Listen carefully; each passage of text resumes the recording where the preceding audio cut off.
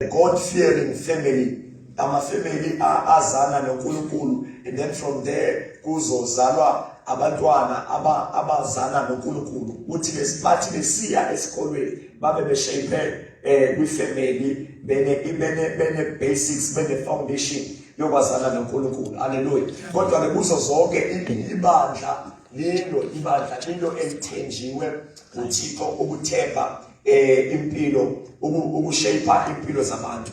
Kodwa ke lapho engiyakhona ukuthi our brothers, especially laba kule age yethu kwehla ukuyezansi sibaphuma emakhaya, and then emakhaya they are sent to better schools ukuthi so that bafumane a better education and a quality education. Amen.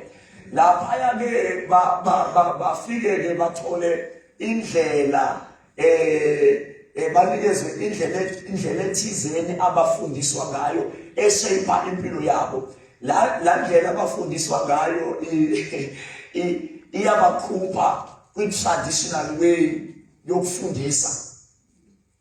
And then mase befika enkonzweni ke manje bathola ukuthi enkonzweni inkonzo it's very traditional and rigid. Uthola ukuthi ke ngoku they shut because bona sebejwayele lendlela yasesikolweni and the system and the method yasesikolweni that is so modern, if I can use that term. Amen. But mabefika kwenkonzweni bathola ukuthi it's something very traditional and very formal. Then bazibona ukuthi no, they don't fit. Bagcine ke sebehlala ngenxa yokuthi abazali babo bekhona, kodwa bagcine beyithatha sengathi into yabazali babo. Bona they come because they comply to abazali, but they are not a part. And ngemoyibheka kahle i-system le yethu inkqubo le yenkonzo yethu it prioritize abantu abadala. It's more relevant for ogogo more than, I'm sorry ukuthi ogogo, but ngizama ukuthi abantu abadala.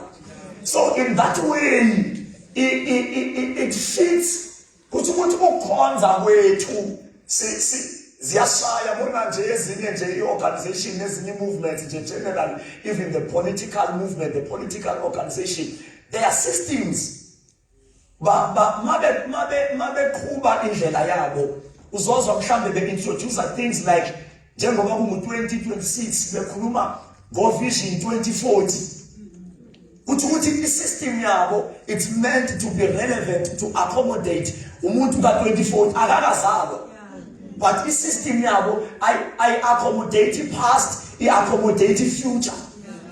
They are going forward. Thina mawubheka indlela yethu in all aspects, i-approach yethu nje i-approach ogogo, i-accommodate ogogo. But unfortunately ke ngoku isikhathi siyaphambili siyemva. In the next 20 years to come, laba gogo si-accommodate bona at the expense of the coming generation. Laba gogo si-accommodate bona at the expense the younger generation. In the next 20, 30, 40 years bazobe bengekho. So how do you prepare? How do you prioritize? How do you compromise abantu azobe bengekho at the expense abazobe bekhona? Kuyothi in the next 20 years babe bengekho gogo, babe sebekhulile laba, then uthola ukuthi they will never be relevant. They never took it serious. They were never made to be the part. Abayazi inkonzo. Gobi approach the program yenkonzo ayizange ba-accommodate, and we take them to these model C schools, we take them to these modern schools. Bese befika lapha singabi sabinayo i-program ne-system yokuthi we come to them size ku-level yabo. I don't know noba iyavakala le ngitsho. So that is why uzothola ukuthi most of our kids, when they become bebuye varsity beba independent, mabefika evarsity babona ezinye inkonzo ezingathi ziba-accommodate better, bangabi safuna ukhonza nathi, hayi ngoba bengayithandi inkonzo, hayi ngoba bethi ayinaNkulunkulu, but i-approach ayibasebenzeli. impela nje lapho ekonzweni ukuthole nje egumbini lesithathu osisi ufike osisi abakhona bana 16 years 17 years but kuthola ukuthi kufundisa iorganize na 75 years elalikhethe umthathu ubheki umuntu ona 75 years igap i45 years idifference umuntu every Wednesday umuntu ona 75 years ufundisa ingane na 15 years you think you will be relevant? Yes, mangabe ene ministry uzoba relevant ngegqobo yabona nje kuba nzima kakhulu mangenalo logqobo avela thembe nje i-tradition uvela bavele bacikele nje abantwana bavele nje babe off manje yabona bengenalo logqobo engena ministry ezobafundisa nje traditionally ngoba eli-organizer ezobafundisa nje traditionally so you can't entrust it. Look at the gap, it's a 50 years gap. Umuntu ona 75 afundisa abantu abana 20 every Wednesday. Uzobabuta. So we need to that is why these young children, young girls and young boys uthola ukuthi abayithandisisi kahle bayenza bona enkonzweni but noma sebekhona you can see they are not the part of us. We are evangelists who know they are not the part. So we need to find a strategy to make them the part, to make them to own the church. Abazoshiya basiya sistranded. Abazoshiya labo gogo sisale singazinix singamazi uNkulunkulu. Kanti zange lithole approach. Abathini uNkulunkulu but in method it can change. The approach it can change.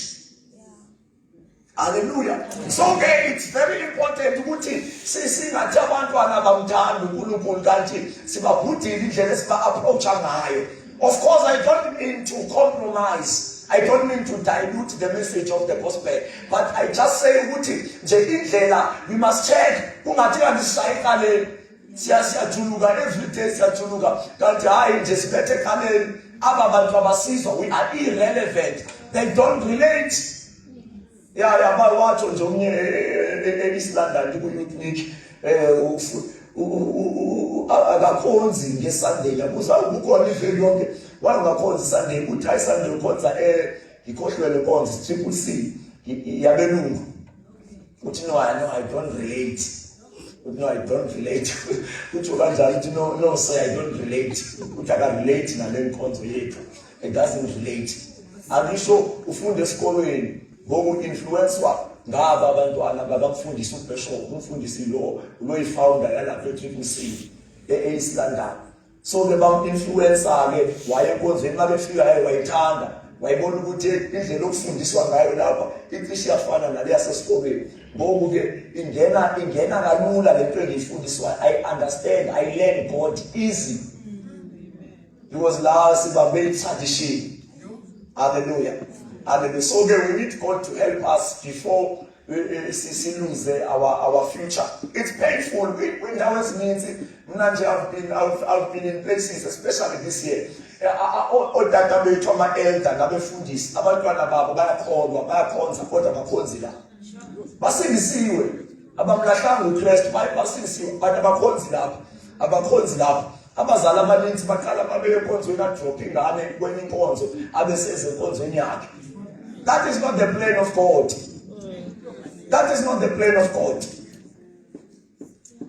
So kudingeka ukuthi ke uNkulunkulu ke asisize. Hallelujah. Shortly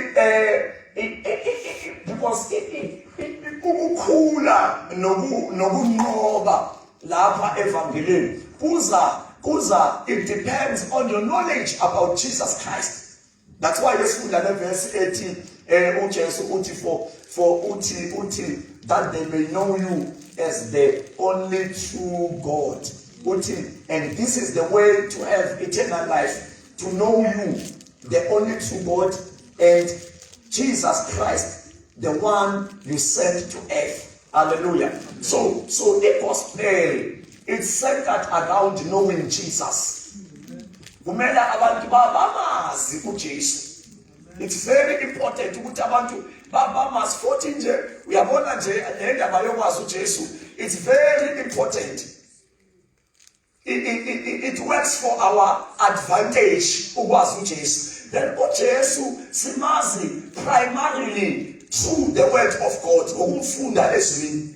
That is the primary way yokwazi uNkulunkulu, in fact, yokwazi uNkulunkulu. Then the secondary way simazi ngokuzwa ngabafundisi nangabashumayeli nangabavangeli besicela ngoJesu. That means simazi ngokuzwa.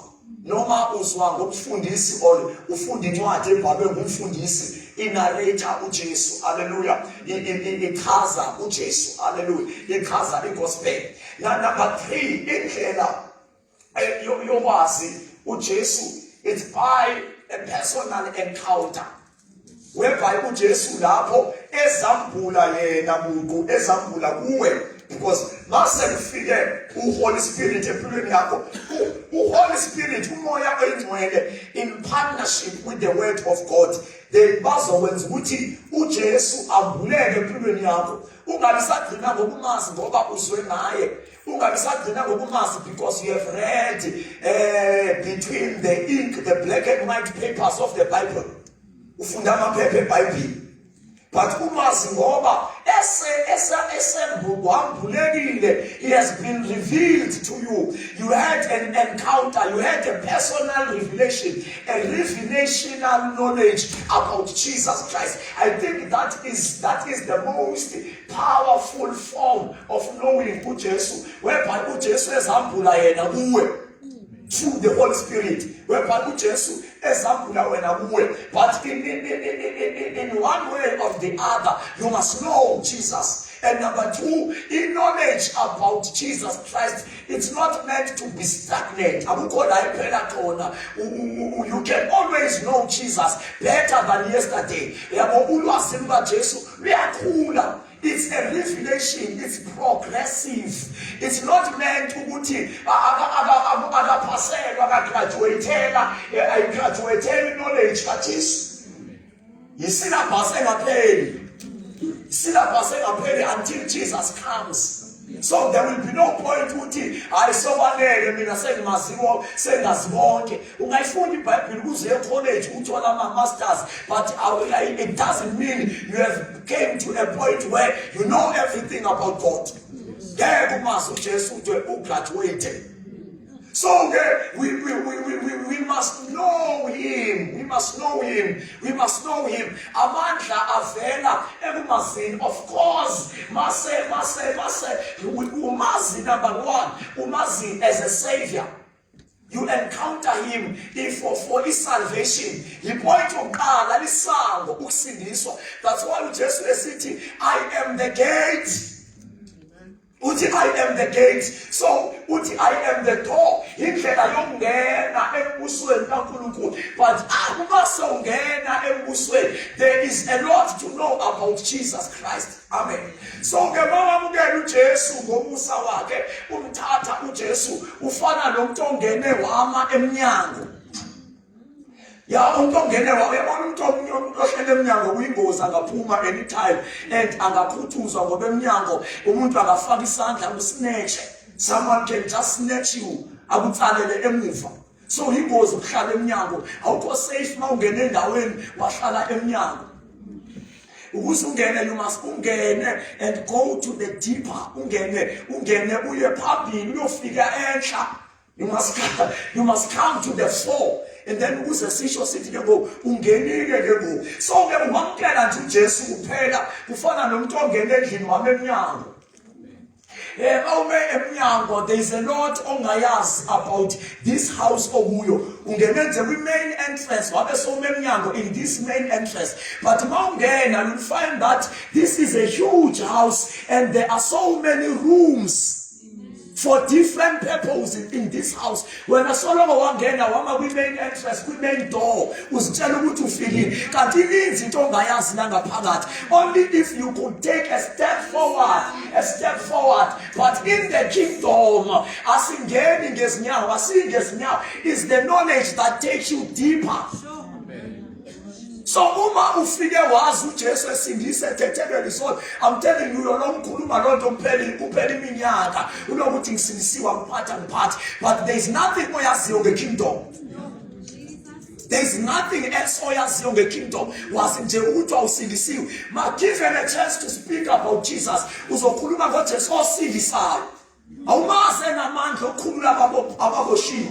Awumaze namandla okuleta divine answers, divine solution to the issues that are affecting your life, issues that are affecting the society, issues that are affecting the world. So sayilimita uma uJesu sinamlimita as a savior only. He's not only a savior.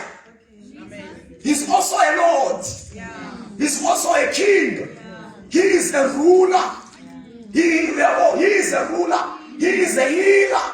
He is a solution in the dying world. He is the light of the darkest world. Umasimazi only as a savior. So Lord, Baba abantu behlele bumnyame and failing to bring the light ebantwini abasebumnyame. Because we have lacked knowledge about this Jesus. We only know one component about Jesus. Simazi nje sindisa.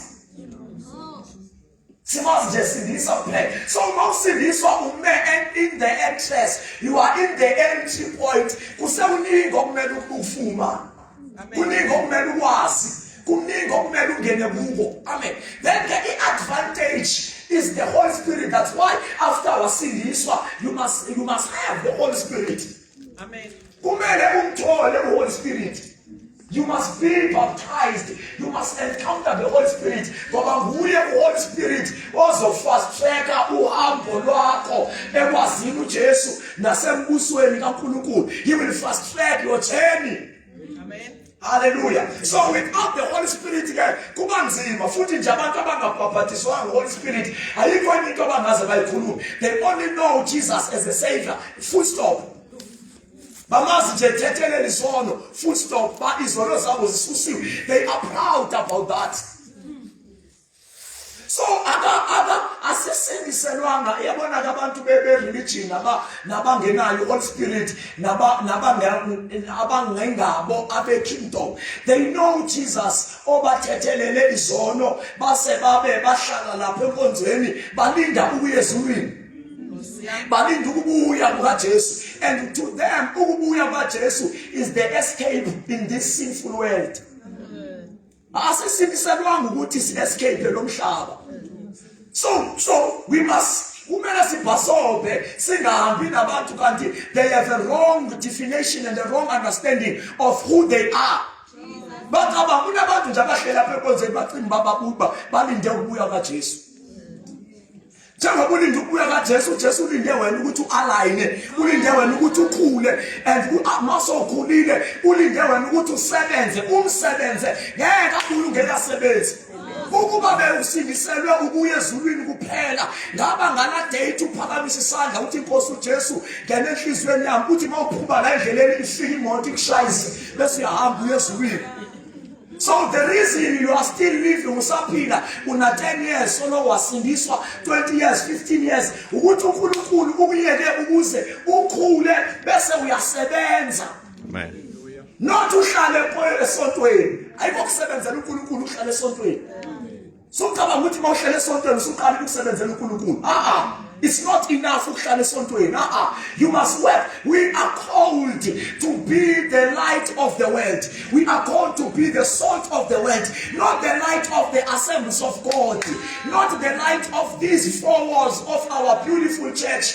In our beautiful church, it's where we should be nourished, we should be nurtured, it's where we should be mentored, we should be discipled, we should be equipped, we should be capacitated, so that siphume siyoba ibukhanya ehlabathini. So we bring the answer into the world. That is the ultimate goal of believers. We are the city that is set upon the hill that cannot be hidden. So akasilangana nje sonweni nasemahlozini nasezangomeni for ukuthi sizohlala lapha. There is a better mandate. There is a mandate. So your it depends upon your knowledge about Jesus Christ. It depends upon the knowledge about Jesus Christ. So the more you know Jesus, is the more you become strong. The more you know Jesus is the more you become deeper, you become broad, you become broader in the things of the kingdom. Amen. In the things, so people must understand kingdom. They must understand why they are here. Aselindawo ukuthi sizoshona singcwatshe. Ngoba ngoba abantu bacinga ukuthi sizo indawo yisistokfela. So that man shot and ben abantu abazongibhasela namasendifa dina nabantu abazongcwaba asezange zongcwaba. This is not a burial society. This is not a stock fair. Yeah. This is a church of God. Aselam uzongcwabana la. Aselam uzobhaselana. Siyabhaselana masishade sishadelwa ngoba singabazalwane. It's our act of love. Si practice uthando. But there is a mandate more than ukuphana amabhaso masishadela. There is a mandate more than ukulekelelana masingcwabana. So we are not here ukuzongcwabana. If ufuna ukungcwatha, go and join uAvbob uhlale wakho. Inkonzo ayiyo yabantu abafuna ukungcwatha. Inkonzo ayiyo yabantu abazongcwatha, abaninde ukungcwatha. Umuninde ukungcwatha la ulinde endaweni erongo. Na asingcwabi in fact lapha sibangcwabi noba ngcwaba siyabavusa, sivusa abafileyo. So ayondawo yokuzokulinda ukufa le. So this is a school of the spirit. To make the soldiers of Christ. To ukwenza umkhosi kaKristu ozophinda uphume uye back to the world, back to the society. Uhambe uyolwa impi, hayi impi ze-assemblies of God, but impi zombuso kaNkulunkulu, impi zikaNkulunkulu, impi zikaKristu. That is the reason we are here. But yet, all that scope is secret in the knowledge of Jesus Christ. But you cannot study, you cannot come to the full knowledge of Jesus. Best you understand what you are a soldier. Amen. The reason aphile emhlabeni for 33.5 years, it was not a mistake. Wayengakwazi uJesu ukuthi ehle ezulwini sokwindoda ena-30 ahlale for 3 years. The reason ephilile emhlabeni, he came to give us, to be an example. Ukuthi mase uhlangene noJesu yini okufuneka uyenze. If you want to know ukuthi yini okufuneka uyenze mase uhlangene noJesu, you must study the life of Jesus. So uJesu waphila wazalwa njengathi sonke, uthi uNkulunkulu wesiXhosa wakhula wafundisa ngokuncamisayo. The reason wakumele akhule naye njengabantu bonke aphile azafundise, he was our scope, he was our memorandum, he was our marking script, so that masifu waphila uJesu, so that sifunde uNkulunkulu through Jesus, through the life of Jesus. So ngeke abantu abafe bengekafika uJesu, labo bantu be-Old Testament babemthanda bethandwa nguNkulunkulu, but abana complete knowledge about God. The complete knowledge about God is hidden in the life of Jesus Christ, which is the New Testament. So that's why Bible is city, nobody they are the heroes of faith, but perfect. They were never made perfect without us. Iti now who are made perfect, but in a spend a privilege, you was what Jesus, spend a privilege, you encounter Jesus, spend a privilege, you found the life of Jesus Christ. Amen. So you if you say God is cruel,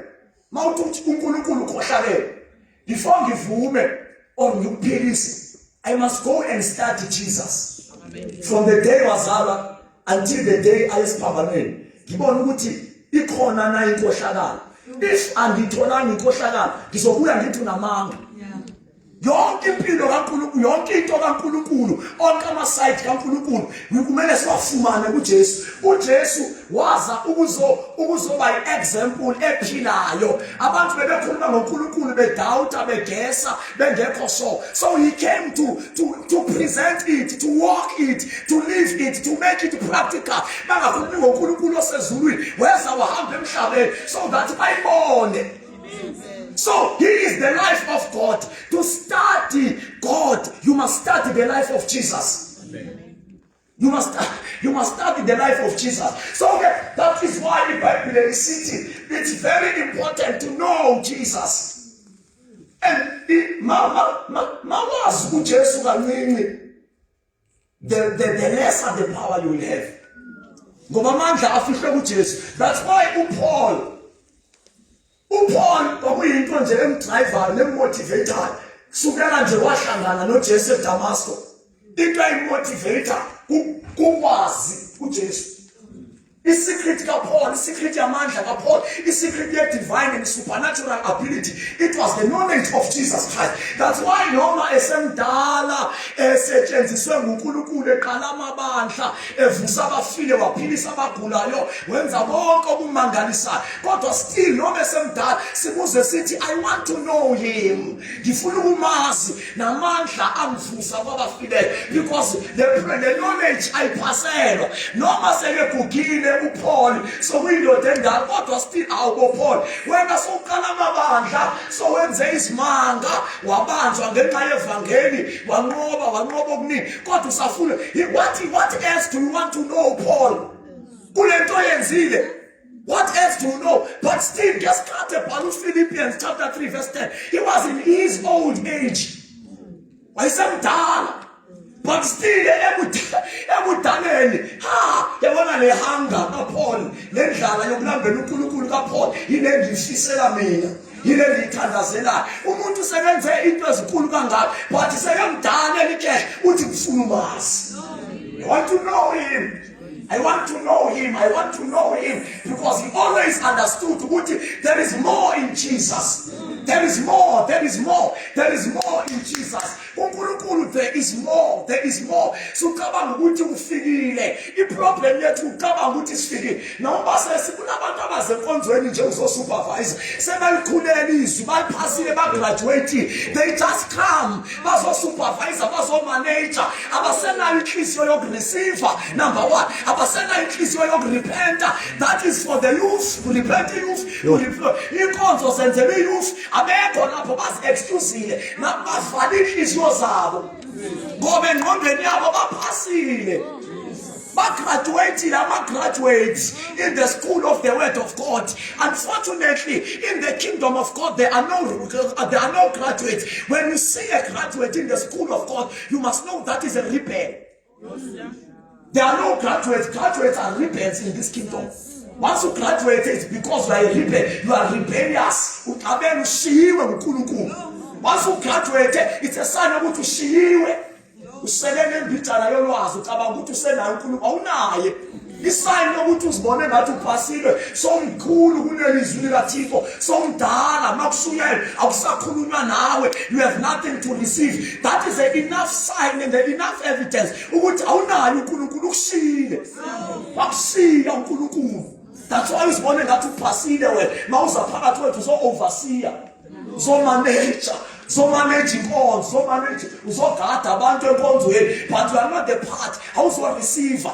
And such people nabo abadileyayo because they choke the atmosphere. They choke the atmosphere. Kuthi nabantu uthola ukuthi nje siyakhonza but there is a social distance in the spirit. Abantu they can't connect ngoba phakathi kwethu kunabantu abangazange sokhonza. Kunabantu inhliziyo zabo that are not open up to receive. Kunabantu abangekho kulento bazibona bengaphezulu kulento. So bathoka i-atmosphere because abanye babo bane-advantage ye-age. Thina sibancane manje siyasaba ngoba sijonge bona. Abanye bane-advantage ye-position. They are in the superior position. They are here. They don't receive. Inkonzo bayenzela abantwana babo ukade ukuthi wenzela inkonzo abantwana babo mawufa uye esihogweni ngoba izwa lisakuhlanzi ngoba usalamukeli so waliphasela. You can never be older than the word. Noma unelong service Assemblies of God but that doesn't mean you are superior than the word of God. Idala izwi and ungasikhohlisi uNkulunkulu angenza more sozigraduatela wasebenza ngo-Elisha sebefile. How much more when usaphila uElisha amathambo akhe avuse isidumbu. So don't limit God. uzigraduate, don't limit. Open your heart. Usangenza isihlolo uJesu ngawe. Usangenza izimanga uJesu ngawe. So uPaul uthi, so that I may know him. Yabona emhlabeni le ndaba kaPaul, akho umpostoli uPaul utshala amabandla. Uvusa abafile, wenza imimangaliso kodwa ngayenza, but still awuPaul umuntu njani lo, but still safuna ukwazi.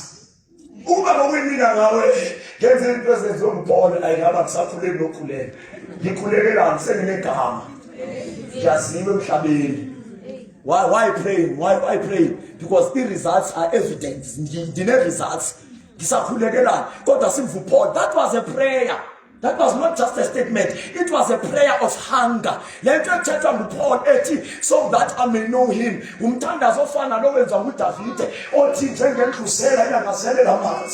Uthi kanjalo umphefumulo wami ngoba abantu abadepende kuNkulunkulu, abantu aba-one with God, they understand that they cannot live without God. Uthi uDavide yilento yaqualifyisa uDavide ukuthi where is the man after my own heart. It's not the battles, battles awazilwana uDavide wazinqoba. It's the nature and the posture of his heart.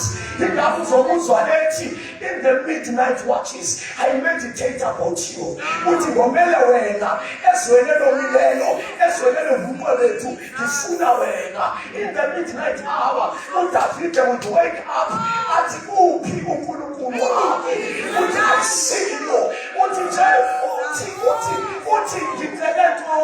futhi ngifunayo ukuthi ngihlala. That time this man he is the king over the nation of Israel, but akakhulumi ngebenefits zobukhosi. Uthi no, one thing I want, ngifuna uba ngihlale. And aze athi it's better to be a doorkeeper in the uthi Davide uthi noma ngine status over inkosi, but I can go in the house of the Lord and sit in the door and become a doorkeeper. So uDavide inhliziyo yakhe inambela uNkulunkulu, wabona uNkulunkulu wathi no, nangu umuntu ongaba indoda yenhliziyo yami, lo ongena inkinga lesikhundla, lo ongena inkinga lestatus, into ayicelayo inye, uthi ucela ukuhlala endlini yakho. And akasho ukuthi ucela ukuphatha, uthi ucela ukuhlala. Akathi ukuthi ucela ukukhethwa, alibethe uthi ucela ukuhlala. Wathi no, inhliziyo yangehlula ngoba a broken heart and a hungry heart iyamehlula uNkulunkulu. When you see a man with a broken heart who is genuinely hungry and thirsty for God, no strings attached, ufuna nje uNkulunkulu. uDavide yakhohla nethrone yakhe uthi I want you. Uthi oh God, my God, you are my God. Uthi early in the morning I will seek you. Early in the morning I will seek you. So that is the kind of people people who are genuinely hungry for God. That's why the Bible says, blessed are the hungry and the thirsty, for they shall be filled. The reason you are empty of God is because you are not hungry. You are hungry for blessings, you are hungry for power, you are hungry for man, but you are not hungry for God. And kufika isikhathi ukuthi sibuyele kwigospel yangeqiniso, siyeke le fake nale plastic yegospel leyenze ngathi igospel sikhonza ngoba sifuna ukubusiswa, sikhonza ngoba sifuna iconvenience, the gospel of babies. Umotivator ngoba you have a hope ukuthi you will have a better life. Better or no better, God is God. Amen. Better or no better.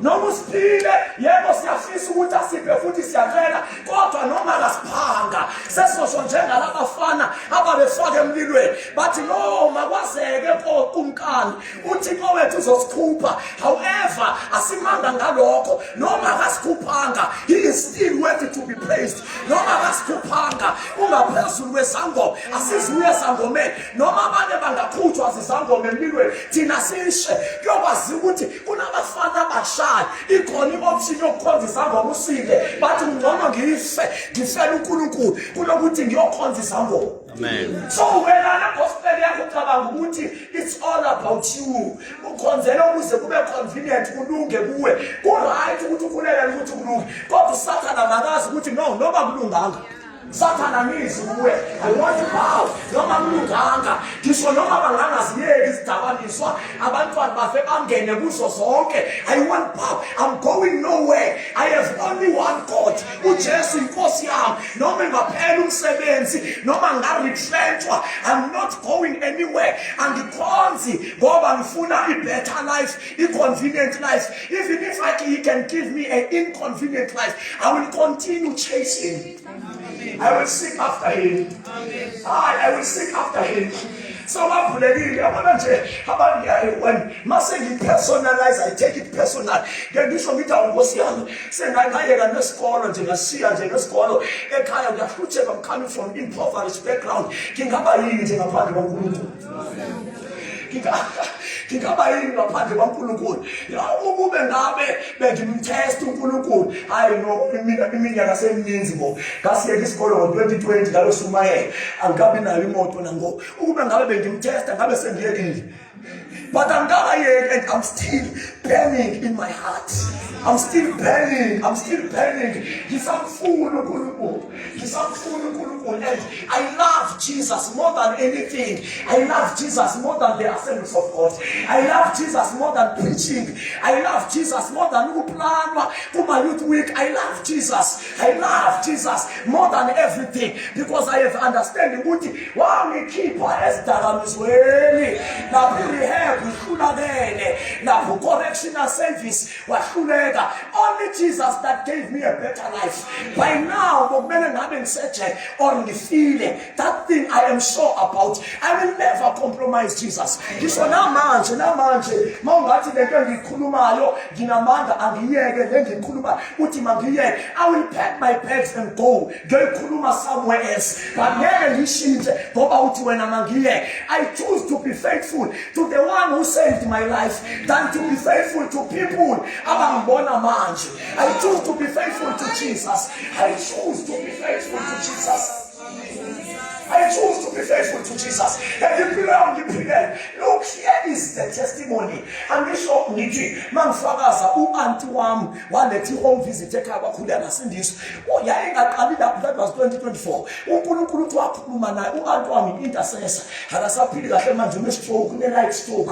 Akasazihamba inkonzo uhlala endlini. Ngo-2004 uNkulunkulu wakhuluma kuye wathi faster until uzubona umuntu ozosindiswa efamilini yakho. Wathi in your blood uanti wayicaba ukuthi indodana yakho unendodana eyodwa uOlwethu. Wayicaba ukuthi kuzosindiswa uOlwethu ka1986 umdala kunami. So wathandaza lo prayer wayethuleka wanikezwa instruction ukuthi kusukela 2024 I mean ngo2004 wanikezwa instruction ukuthi iveki isonto lokugcina enyakeni afaste and last week of the year the 25th ka December the 31st ka December afaste from 2004 umuntu akadli the last week of December. 2006 akakaveli umuntu osindiswa efamily. 2008 akakaveli. 2010 2014 wasindiswa mina wathi hayi nangu umuntu kusho ukuthi ke uNkulunkulu sengiphendule waqala wadla ngo December. So we have been faithful. That is the women I respect more than anyone. Ngimhloniphela faithful ne-consistency yakhe nokwethembeka kwinto ekhulunywa nguNkulunkulu. Uyazi nje ngathi kula nje uNkulunkulu wathi kunomuntu ozosindiswa egazini lakini, kunomuntu ozosindiswa kwaphela 10 years. Kanti lethi isazokwenzeka waqhubeka wakhuleka umuntu. That is the woman I respect. I fear her prayers more than the South African Defence Force. Ngisafe mangikhulekelwa nguye kunokuthi ngiqashe ama-bodyguards. I-prayers zakhe, I believe in her prayers. That is the woman. That is masikhuluma nge-intercessor. I know exactly ukuthi intercessor yenza. I know zingaphi into uNkulunkulu athi sikhulekele efamilini yakho kwathi ngoba ungaboni into wayeka. Yeah, I'm talking about 10 years. 10 years. Muntu aba consistent kanti kuzosindiswa mina. So I know ukuthi I'm a product of prayer. I was saved and I was born from the womb of prayer. I cannot compromise. There are times when kube nzima, kube busy, but I must make a way ukuthi ngikhuleke. I can't betray Jesus. Yeah, I betray Jesus. Sengisize kakhulu. Ungenzela into ngeke yenziwe ngabantu. ungenzela into engenziwe ngabantu. It's very difficult. I know who and you cannot relate, but umuntu onalento okuthiwa ilombolo kunzima ukuthi asindise lo muntu. Umuntu oke wapusha iphone edrobheni ephushela abantu igrocery bampa ama-10 rand kunzima ukuthi asindiswe lo muntu.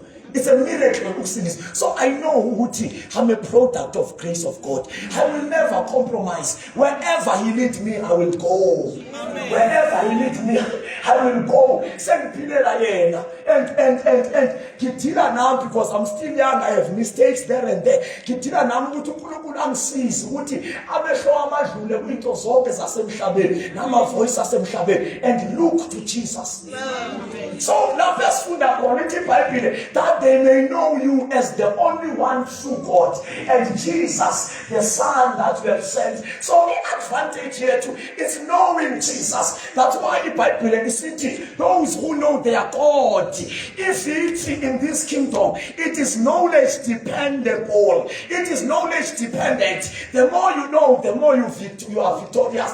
The more you know, the more you are victorious. Uloyiso kule kingdom. Don't think lokula maungu tule hymns osiyakudumisa. Then you think emotionally you wish you will become strong. No, you can't become strong. You must know God and you must exhaust zonke indlela zokwazi nezokufuna uNkulunkulu. uNkulunkulu simazi ezwini lakhe, sifunda izwi lakhe. uNkulunkulu simazi ngokuthi silalele abasishumayeza. uNkulunkulu simazi ngokuthi sithandaze, simfune emthandazweni ngenye indlela ephakeme yokufuna uNkulunkulu nokuhlangana noNkulunkulu, because that's where you get to have a revelation knowledge. Ukuze umazi uNkulunkulu hayi ngoba kusho uma wakho, hayi ngoba kusho ubaba wakho, uqala ulandela ubaba wakho. But as you continue, there must be a point whereby you know your God. Uthi mawufakaza ukhulume ngoNkulunkulu wakho, ungakhulumi into oyiswe ngobaba wakho. It's good ukuthi uyiswe uyibambe, but go past that level. Encounter Jesus. Hlangana noJesu for wena, and ukuze uhlangane naye you must provoke him through in prayer. You must pray. You must pray. Abantu bethu abakwazi ukuthandaza. We have a problem. Our youth ayikwazi ukuthandaza. Abantu abadala kule nkonzo ngesikhathi sabo sobusha babegcinwa ngomkhuleko. Bakuthi mangathi kuyabheda kubiza umkhuleko. Bakuthi mangathi bayalahleka babize lomkhulekweni. 3 days fasting, 7 days fasting. But amakholwa anamhlanje abantu abasha uma sibabone ngathi bayalahleka bafuna sibiza ama-cinema night, ama-movie night, sibahambe sibase kwi-hiking bayo-hike. That is good to socialize. It's good for socializing. But ngeke uthole amandla ngokuyo-hike. Ngeke uthole amandla ukuthi ube ne-pizza night. Yazi kwezinye indawo sokhona i-pizza night. Osisi bethu benza i-pizza night because bafuniswe. They are careless. They don't know ukuthi through these pajama nights lapho khona ama-pajama basipenda ubusuku bonke bafunda ivesi eyi-1 eBhayibheli but bebesenza isiBhayibheli study. Uyazi bafunde ivesi eyi-1 badlala after that bashayela ngemiqamelo ubusuku bonke. But they don't know ukuthi that is how the spirit of homosexuality sibathola kanjalo. These things zibonakala engathi zi-nice, engathi zi-modern, zi-relevant, but they open a door for spirits. That's why uphone ethi konke kulungile kodwa mina akungilungelanga konke. So ibandla selenza everything ngoba sikokosa labantwana ukuthi bangahambi. Kumele sivune yonke into so that bangahambi. Kanti kudala babebanjwa ngomkhuleko, ongatholi umsebenzi kwakuthiwa makathandaze, ozizwe demotivated kwakuthiwa makathandaze, onenkinga ekhaya kwakuthiwa makathandaze. But now we need to go to sikithathe sibisesinene ukuze lihlale la enkonzweni. Kufuna ibanjwe isinema. Mhlawumbe sikho sivale isinema niyothini.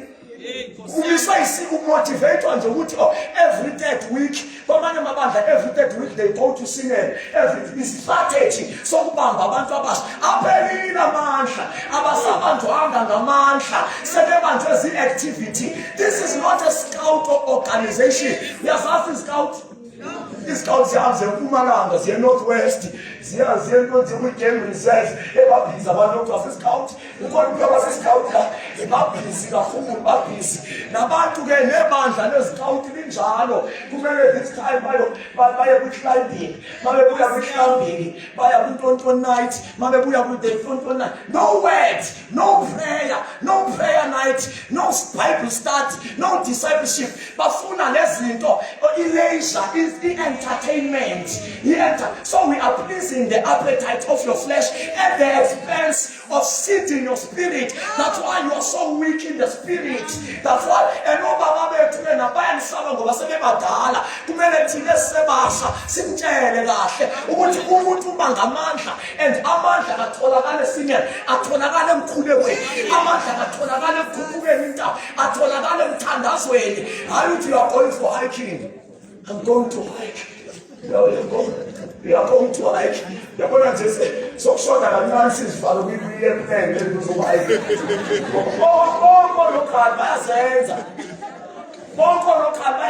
It's not wrong, because it's good for socialize, you know, and entertainment, hallelujah. Because we are, you know, but we must be careful. Ungathi kanti sesisubstitute amandla nge-activity zethu kwathi ngoba sesingasenamandla into abamba intombazana ukuthi ingahlulwa inyama yayo usizwe isinema into abamba umfana ukuthi angahlulwa ziqhamuko zobusha. He must go through in prayer, he must go through the word of God. Ithi iBhayibhile umuntu obusha, how can a young man keep his well pure? By the word of God, not by activities. Let us go back to a true gospel. I am modern gospel. I never get of you know, we just want to be relevant. Abantu bafuna nje ba relevant. Bafuna nje ba relevant. Banembonakalo yomhlonipha uThixo kodwa bayawakhamela amandla akhe. Because if bonga wakhamela amandla akhe, you should have routines zokuthandaza, you should have the altar, you should have your hour of prayer. You don't have any system, a system that you have put in place. You just go in church on Sunday, you just go in church on the start, but awunazo systems ne principles that are building your personal spiritual life. You are careless about your spiritual life. You don't have time to read the word. You don't have the time to study the Bible. You don't have the time to pray. How can we expect the move of the power of God? People who are careless and trivial. You cannot know God. You can't know God in that way. You can't know God. We must preach until but must establish the art of prayer, the secret of prayer. Is the only way that we behold Jesus. The verse 8, looking unto Jesus.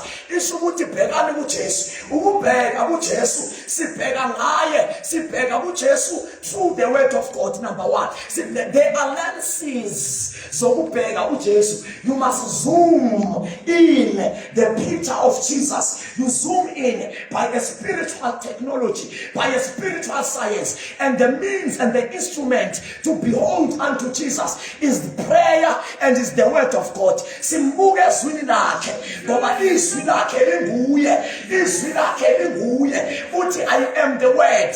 Uthi ekuqaleni kade khona ulizwi. Ulizwi wayenguNkulunkulu, ulizwi wayeNkulunkulu. And the second means zokubheka uJesu, it's by the means of prayer. It's in Bible we behold with unveiled faces. It's 1 Corinthians chapter number 3 verse 16. Uthi we behold like we behold in the mirror. Uthi inkazimulo after the New Testament ngoba ikhuselo selakhazuka sesibheka inkazimulo engathi sibuka isibuko. Uthi the more we behold, the more we become. The problem yakho but the more umbona is the more uzofana naye. The more umbona is the more uzofana naye. Akekho umuntu ongabona uJesu abe lazy ukuya endaweni yomthandazo. The reason u lazy awuna picture of who Jesus is. In the Bible it taste and see. Once you have tasted, once you have saw ukuthi who Jesus is, no one will encourage you ukuthi abothandaza. No one will motivate you. Once ubone uyosiye ngoba ubona uJesu uba ne-encounter kufana nenja ethola ithambo kwamakhelwane iyazibuyela kusasa ngoba inento ayithole. Iproblem yakho awukatholi. That's why kumele sikumotivate. Ambothandaza ambofuna uNkulunkulu. It's good yes sizokumotivate but yithi uthole nawe phela singahlelisa ukumotivate yithi umbone nawe. Ithi the more you behold him the more you become. Kuthi uJesu the more uhlala naye uyawufana naye. The more uhlala naye here is the secret standards about the mystery of thunders. When you are praying you discover or you win back, you claim back the image of God. Then go back silapha. Not all of us we look like God. Some of us and most of us we look like the assemblies of God. We don't look like God. The Bible abantu benziwa to have the image and the likeness. Benziwa bafana bafuza uNkulunkulu. So mabewa abantu kwalahleka ukufana nokufuza uNkulunkulu. Number 2, abantu babene intimate connection. They had a fellowship, a practical connection with God. Babemuzwa eseza ngoba bakunento practical, tangible that connects them with God. Number 4, babegqoke bembozwe ngenkazimulo. That's why mabewele esonweni bazibona ukuthi bajajile. They begin to saw that they were naked, but in an actual fact they never went to Suez, they never went to Woolworths to buy clothes. Labantu vele bebe naked, but upon their physical nakedness there was a spiritual garment ekade bambozile. That garment is called the glory. Mabewa bewele esonweni yasuka iglory. Number 4, babene dominion. Dominion is the mix. It's when the authority meets up with power. Mausindiswa utholi authority. Mawutholi Holy Spirit utholi power. So when ukusindiswa no Holy Spirit will restore the power plus the dominion, and then will restore the power plus the authority. Power plus the authority is equal to the dominion. It's not enough ukuba ne authority. Mausindiswa une authority. John chapter 1 verse number 12. He gave them the authority to be the children of God. So now sing this one, you have the authority. Authority. You can see that is an official, officer of intelligence. Because hawks. I don't know nobody in a tag, but once I go that one, it's not everyone. We are going to you hawks, yes, you hawks. So the point is alobam. So authority. Ungati makuvela isigebengu akhulume athi emfana stop lento yenzana. Usebenzisa authority. Ngiyothi mangibheka ngibona ibadge yakwa subs or yakwa hawks ngibona ukuthi no, this person is authorized. So ngiyeke ngoba ngisaba ngihlonipha authority, but there are times ahlangane nezigebengu lento kuthiwa zi-organized crime, ahlangane nezigebengu ezinzima azinandaba ne-authority yakhe, zizogama ngokwekhona egqoke ibadge yakwa-subs. In that case, the hooligans, the thieves have went beyond the authority act. So he must apply power. When they apply power, don't say something, so that others must stop and the power. And it's actually authority. The authority ends in Tombazan in 25 years. But it is a traffic officer. He made track and cool. He made track. Yes, it was slim, but because of the authority, but mind has rule the track a miss and sis. The gun, and he must open fire at the wound so that the track because what imagine with authority, you must have the power, you must suspend, you must use the power. So that's how the authority and power must demand us to sense dominion. So God in a second, the image and the likeness of God. God, balahlekelwa iglory, balahlekelwa i-connection, intimacy noNkulunkulu, balahlekelwa i-dominion. So mawusiliswa kubuya ukuthi igama lakho liyabhalwa ezincwadini zokudliwa kobomi, ezincwadini zombuso, but you still have a journey to labor and seek back the image eyalahleka, ufune the likeness, ufune the dominion, ufune the fellowship. So ezo zinto ezo azibuyi ngokuthi uzoba yimember yase-Assemblies of God. No, zibuya ngokuthi uyozireclaima in the altar. So the more you pray, you become like God. The more you pray, you grow in authority. The more you pray, you grow in power. The more you pray, you have a stronger connection with God. You become like God. Hidden kuyabona kuJohane kwincwadi yesambulo ithi iBhayibhile wasinikeza a picture yokuthi kwenzakalani ezulwini. Chapter 5 uthi in the midst of the throne there are 24 elders. From the throne there are 4 living creatures. I think ngokwe-hierarchy yasezulwini, ngokwe-hierarchy ye-beings ezulwini, number 1 zi-4 living creatures ngoba zona they are right in the midst of the throne. They are so closer to God. From these 4 living creatures there are 24 elders. 24 elders. Lawa elders akusingawo elders laba basenkonzweni okanye laba basekhaya ukuthi elder umuntu omdala onentshebe is the elder of the family. Ezulwini there is no age, ayibabi iminyaka, ubusuku abukho, bonke abantu bayalingana ezulwini. uAbraham ulingana nendoda eshonizo, so bayafana bayalingana because there is no physical body, they are spiritual bodies. Intshebe ikwi-physical body, i-grey hair ikwi-physical body. Ezulwini bonke abantu bahle, they are beautiful, they are bahle nje, bahle bampuluswa ezulwini. So laba elder, it's not because of age, but into eyenza ukuthi babizwe ngoba ngama-elder, that is their spiritual rank.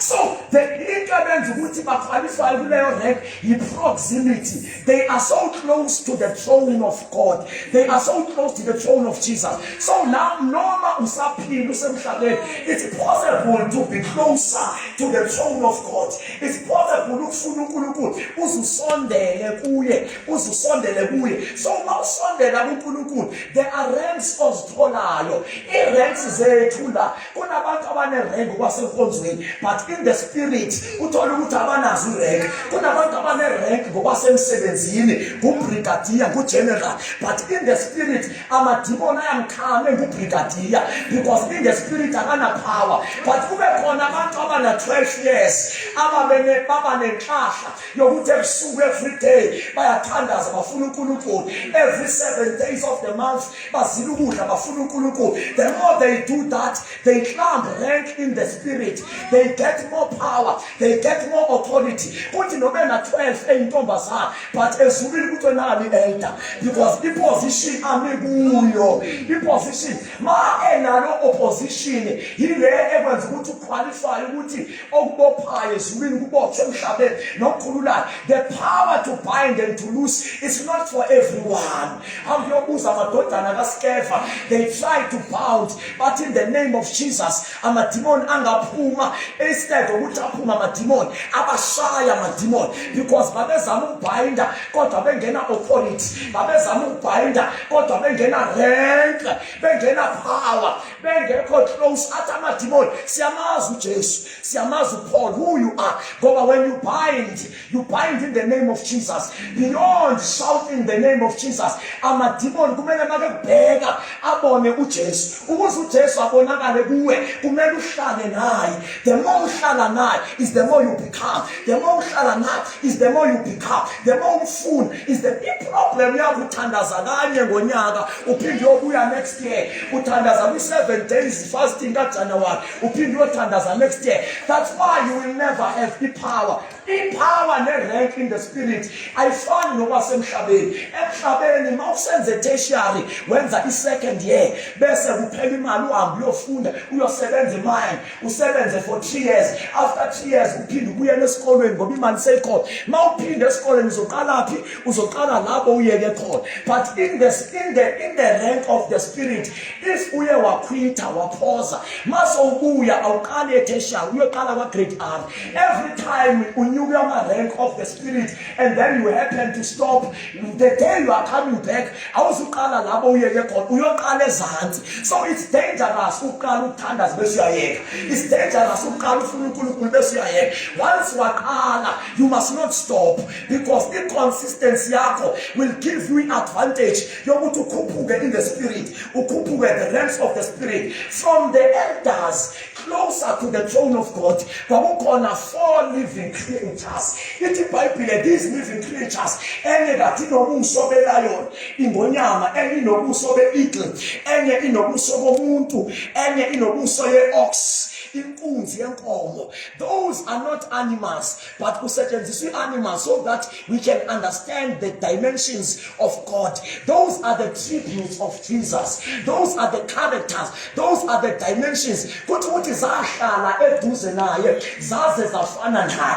ngoba nguye oyingonyama. Jesus is the lion. Jesus is the eagle. That's why Isaiah ethi abathembele enkosini bayohlaziyeka emandleni bakhuphuke njengenkosi. So those are the dimensions of Jesus, and it's very important ukuthi uzicapturishe lezi dimensions zonke, ngoba there are battles apha ebomini ezifuna ukuthi uzi-attack as a lion. There are battles ezifuna ukuthi uzi-attack as an eagle.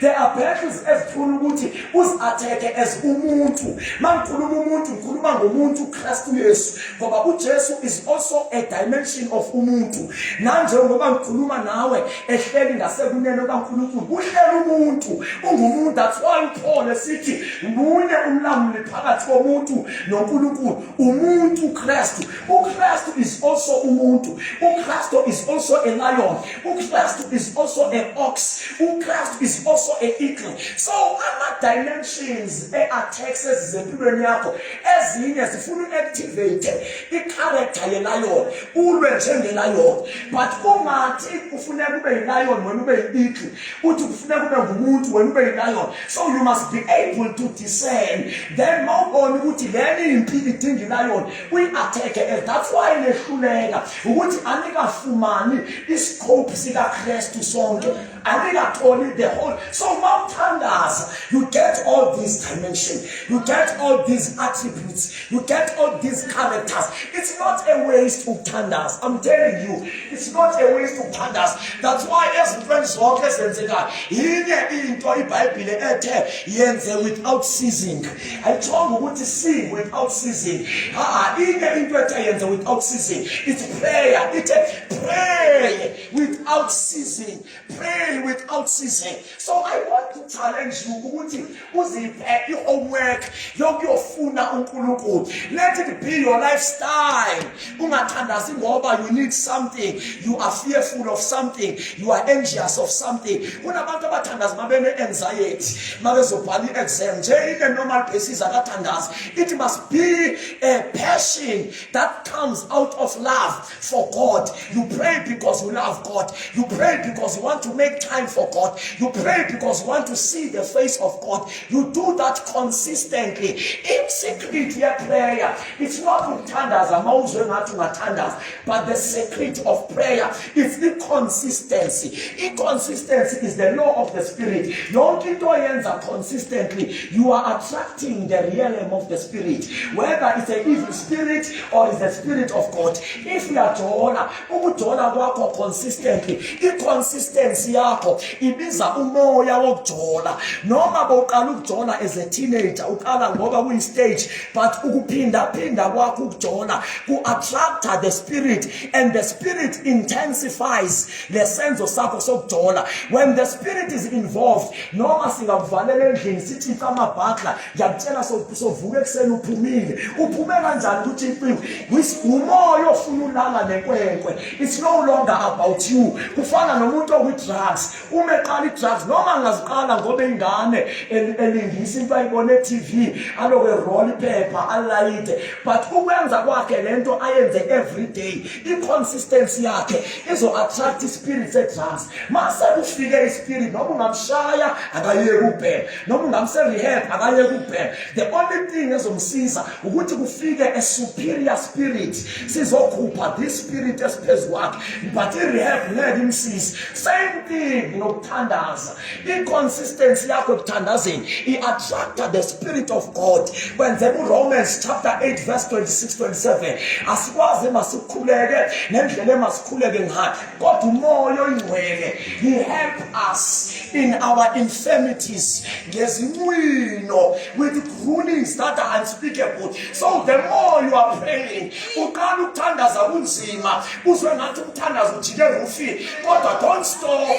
Uqala ukuthandaza kunzima, uthi uyathandaza wozelulale, mawuvuka continue, don't stop. I-consistency yiyo ezokunika amandla. The more you become consistent, the spirit will come. Uyotulele one day, makushaya isikhathi sakho sokuthi ukhulele, uvuka ungavuswanga alarm, kube ngathi kunento ekushaya ihlombe ithi I miss you. Woze uzohlala kusho uNkulunkulu sekuzovuswa nguye, noma bowukhathele wasebenza overtime emini, kodwa ebusuku mawula once ufika ihora lakho lokukhuleka uvela uvuka ube fresh. Bazwa abantu nawe ukhale sitting room belele ngaleso sikhathi, ngesikhathi bowulala bowukhala ngamathambo, bowukhala ngokuthi bowukhathala, bowukhala ngomzimba obuhlungu efatigue, kodwa once bashaya 3 o'clock ngoba une-appointment noNkulunkulu ngo-3, uvuka uyohlala esofeni ufuna uNkulunkulu, ngoba manje awusakhuleki ngemizamo yakho. You have done your effort, and then your consistency of your effort, it attracted the spirit of prayer. When the spirit is involved, awusabulaleki, so uyaflowa. You don't have a problem. You are baptized in spirit of prayer. Sishota ngabantu abatholele your grace. That's why on Monday masikhuleka kuvula ithuba lobakhuleke, bakhuleke 3 seconds baqeda abantu, kodwa bagcwele indlu bathi shosha akhulule into ngoba labantu abajwayelanga ukukhuleka, abakwazi labantu ukuthandaza. They are not used to them. Bayayi-act enkonzweni lapha lento yokuthandaza, abasathandaza emakhaya. So we need to be a generation ezokhuleka. Le uDavid akhuluma ngayo kuPsalms 24, uthi ngubani uyakhuphukela entabeni kaJehova, uthi ngubani uyakuma endaweni yakhe engcwele, uthi ngozandla zimsulwa ongaqambi imanga ngomlomo wakhe, onhliziyo ihlambulukileyo. Abese sithi kuverse 7, yiso lesi isizukulwane esifuna uNkulunkulu kaJakobe. Why uNkulunkulu kaJakobe? He is referring to the act whereby uJacob kwiGenesis wawelisa konke efuna uNkulunkulu, wasala yedwa. Ithi iBhayibhile wabambana naye, wathi basebambene naye waze wathi uNkulunkulu ngiyeke Yakobo, wathi uYakobo ngikuyeke. Bless me. Ufuneka abantu abazofuna ubambana naye, bathi sebemtholile angamyeki, bathi sizwile ngesenzo zakho angeke uziphinde na, sizwile ngamandla akho. Bantu abazofana noGideon, wathi uGideon ehleli evuna uPoloni, evuna ingqolowa. Ithi iBhayibhile kwafika ingelosi yathi goha ndineli namandla, wathi uGideon no, musungitshela ukuthi nginamandla. If uNkulunkulu nathi, where are the signs, where are the wonders esazizwa wazenza? Uma kokuyimi nawe ngabe nganela ngokubona ingelosi, ngathatha isithombe nga-update ku-WhatsApp ngathi I have seen an angel, kodwa uGideon wathi no, my siblings are in drugs, I don't want an angel, I want God. My parents are in ancestral worship, I don't want an angel, I want God. My local church is dying, there is no revival, there is no move. Don't tell me about angels. Angels are lower than my rank. I want something that is superior. I want ingelosi zingaphansi kwethu.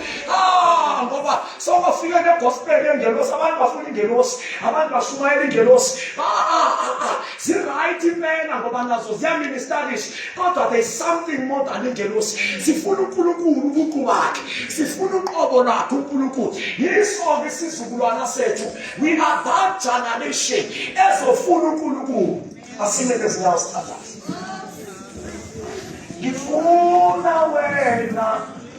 Can you sing that? Ngifuna wena. Ngifuna wena Thixo wami. Ngifuna wena. Ngenhliziyo yami yonke. Ngenhliziyo yami. Ngifuna wena. Phefumulo wami. Phefumulo wami. Ngifuna wena. Ngifuna wena. Ngifuna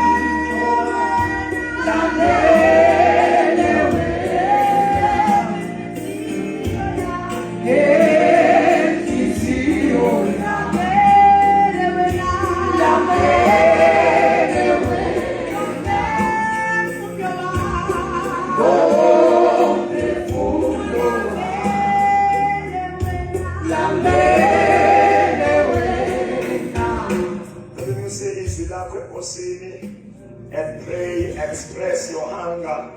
Funa nje standards nabantu abambalwa abamlambeleyo. Ufuna nje uvula umlomo wakho la ukhona.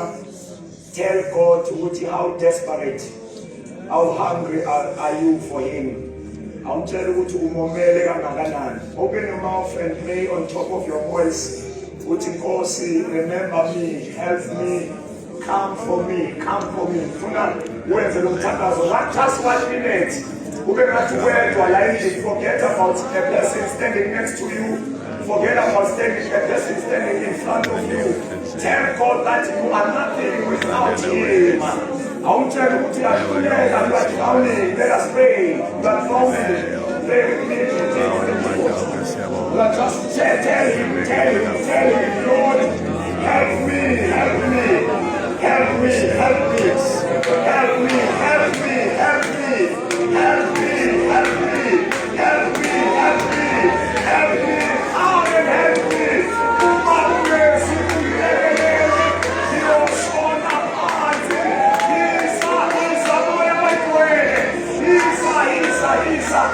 and help me. I have been weak for so long. I have been weak for so long. I have been tired.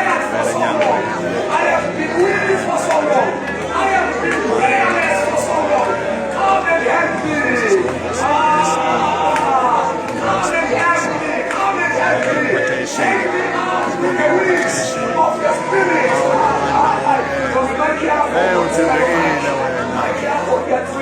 Come and help me. Come and help me. Come and help me. Now we saw the Santi. Now we saw far. Now we pila. Keep fairness. Now we saw Tula. Get to Senero. Selina Sena. You to Senero. And kiss me. Also, Jesus. Need your spirit. Come and help me. I cannot fake. I cannot pretend to it. I cannot act to it. You know me. You know me. I am weak. I am tired. Yes, Lena. Also, from Elena. Also, from Palamisa. Who tells me that? I'm a temple for sin. I'm a temple for sin. I don't have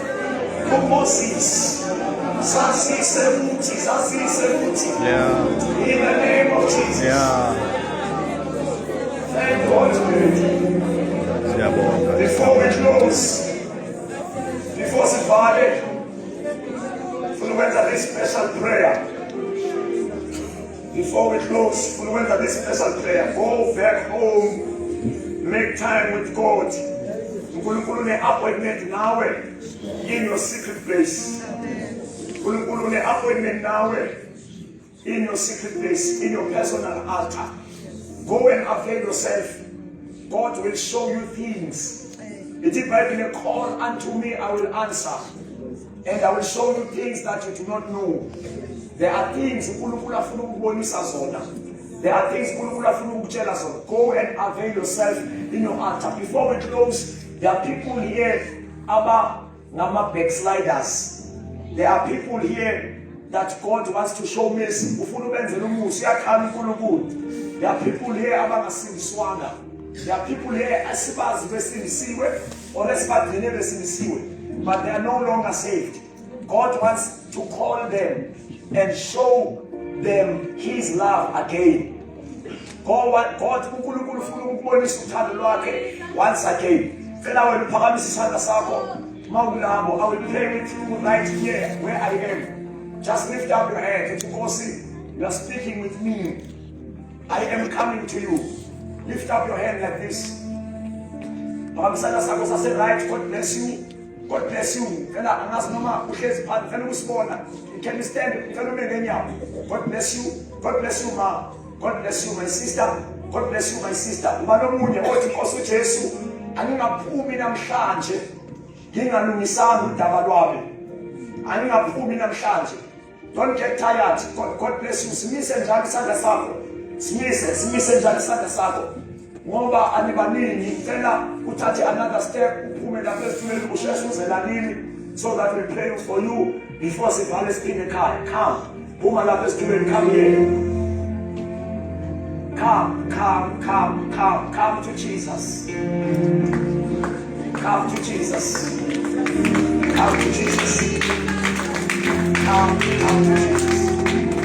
Come to Jesus. Come to Jesus. Come to Jesus. As I'm standing here, God is opening his hands for you. God is ready to manifest uthando lwakhe kuwe. uNkulunkulu ready ukuveza umusa wakhe kuwe. Ithi iBhayibheli akayithumanga indodana yakhe ukulugwela ihlabathi.